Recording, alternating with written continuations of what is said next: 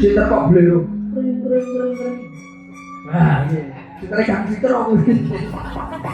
Iya. Lama bosan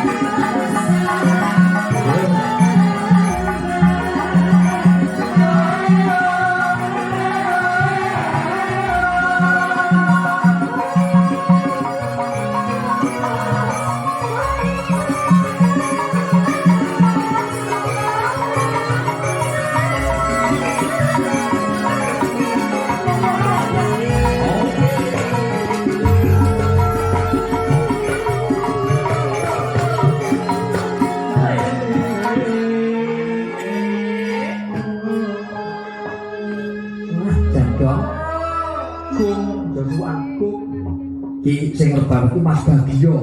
Iki Mas Bagio iki kadangé Mas Sugeng Kembar.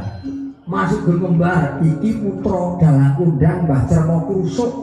Mbah Cermo Krusuk iki saangkatan karo Suwardi Mbah Guno. Saangkatan karo Mbah Guno. Ning bedane yen Suwardi Mbah Cermo Krusuk kuwi abdi dalem Kraton Ngayogyakarta.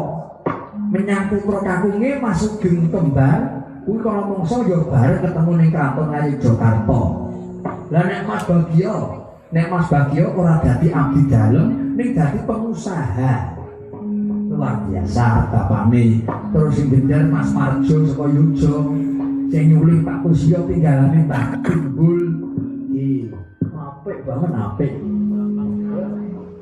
Nah sing enom iki tinggalan Suwardi Mbah Narto Sabdo. Sing enom jenenge Mas Slamet Sofian. Langsung padahal kowe komandan kletan lho.